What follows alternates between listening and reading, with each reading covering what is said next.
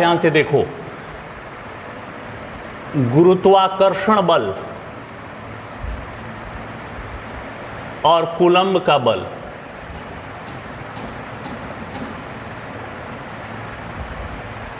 यानी वैद्युत बल,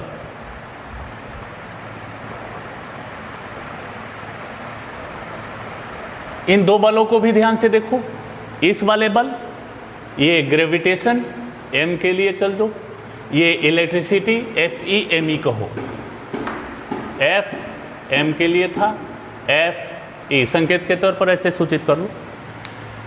तो क्या ये दोनों बल, न्यूटन का गुरुत्वाकर्षण बल और कूलम्ब का वैद्युत बल, क्या ये दोनों बल एक जैसे हैं? फॉर्मूला तो एक जैसे है। तो क्या ये दोनों बल एक हैं कि इन दोनों में कुछ अंतर भी है? तो समझते हैं इन दोनों बलों में क्या अंतर और क्या समानता है।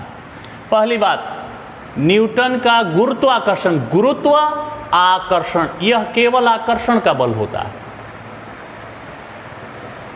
जबकि हमने आज कूलम्ब बल में क्या पढ़ा कि दो आवेशों के बीच लगने वाला बल, वैद्युत बल, आकर्षणात्मक भी हो सकता है, प्रतिकर्षणात्मक भी हो सकता है। आकर्षणात्मक कब होगा? जब दो आवेश विपरीत प्रकृति के हो, ये धन ये बल प्रतिकर्षणात्मक कब होगा? जब ये दोनों बल सजातीय प्रकृति को, ये भी धन ये भी धन। मतलब कूलम्ब का बल यह आकर्षणात्मक भी है और प्रतिकर्षणात्मक भी है। नंबर 2,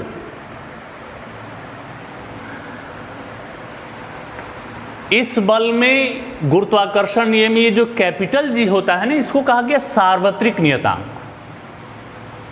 सार्वत्रिक नियतांक कौन?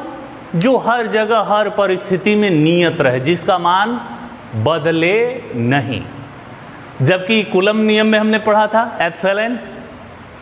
एप्सिलॉन का मान भिन्न भिन्न माध्यमों के लिए भिन्न भिन्न, मतलब माध्यम का इस पर प्रभाव नहीं पड़ता, माध्यम का प्रभाव नहीं पड़ता,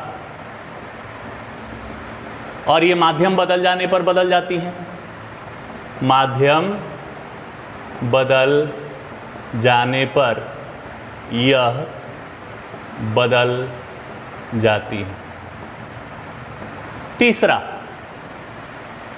गुरुत्वाकर्षण बल। अगर आपको याद हो, गुरुत्वाकर्षण बल, सूर्य कहाँ है, पृथ्वी कहाँ है, इनके बीच की दूरी करोड़ों किलोमीटर है, फिर भी ये बल लगता है। मतलब दो पिंड बहुत अधिक दूरी पर भी हों तभी गुरुत्वाकर्षण बल का अस्तित्व होता है। क्या वैद्युत बल का भी अस्तित्व हो सकता नहीं? हो तो 1-2 मीटर में ही समाप्त हो जाता है। एक पिंड यहाँ एक पिंड यहाँ, जैसे जैसे दूरी बढ़ाओगे वैद्युत बल समाप्त हो जाएगा। मतलब गुरुत्वाकर्षण बल करोड़ों किलोमीटर दूरी पर पिंड हो तो भी एक्टिव हो जाता है, जबकि वैद्युत बल एक सीमित दूरी के लिए है, तो इसमें दूरी बहुत अधिक हो सकती है। दीर्घ परास का बल है, इसका रेंज बहुत ज़्यादा होता है, और यह लघु परास का बल है, बहुत कम दूरी पर हो तो ही यह बल एक्टिव हो सकता है। गुरुत्वाकर्षण बल के बाद में आ जाते हैं। गुरुत्वाकर्षण बल सूर्य और पृथ्वी के बीच, या हम ही खड़े, हम पर गुरुत्वाकर्षण बल लग रहा है, एहसास होता है? नहीं, हम तो चलते हैं, हमको एहसास नहीं होता कि कोई बल द्वारा हमको अपनी ओर आकर्षित कर रहा हो। मतलब ये जो गुरुत्वाकर्षण बल होता है ये बहुत ही नगण्य, इसका परिमाण बहुत कम होता है। इसको हम लोग लिख सकते हैं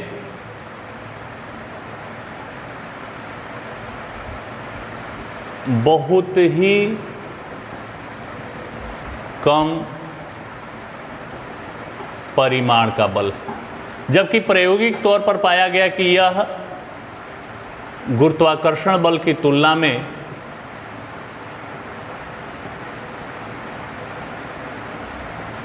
दस के घात 36 गुना अधिक प्रभावी होता है।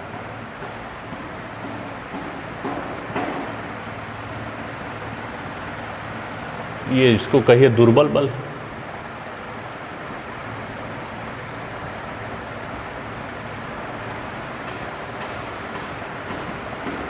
ये कुछ अंतर हो गई इन बलों में कुछ समानता भी है, समानता भी है। पहला, इसमें भी बटा में आर स्क्वायर है, इसमें भी बटा में आर स्क्वायर है, तो इसको कहेंगे व्युत्क्रम वर्ग नियम, व्युत्क्रम वर्ग नियम। ये भी व्युत्क्रम वर्ग नियम।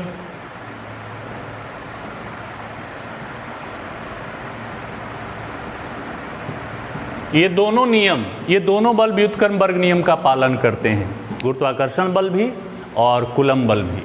नंबर 2, यह भी केंद्रीय बल है और ये भी केंद्रीय बल है।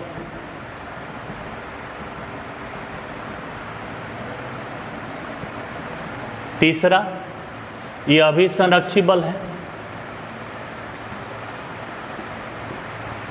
संरक्षी बल जिस पर बाह्य कारकों का प्रभाव न पड़े, यह भी संरक्षी बल है।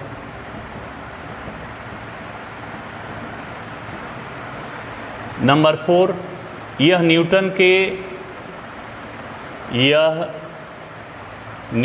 के गति के तीसरे नियम के अनुरूप होता है।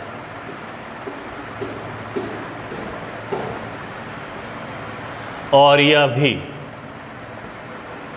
न्यूटन के गति के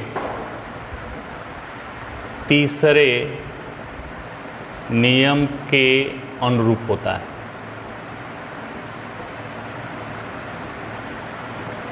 तो ये गुरुत्वाकर्षण बल और वैद्युत बल दोनों में तुलनात्मक अध्ययन हुआ। इन दोनों में कुछ अंतर भी है, इन दोनों बलों में कुछ समानता भी है। इसके आगे हम लोग अगले क्लास में अध्ययन करेंगे। धन्यवाद।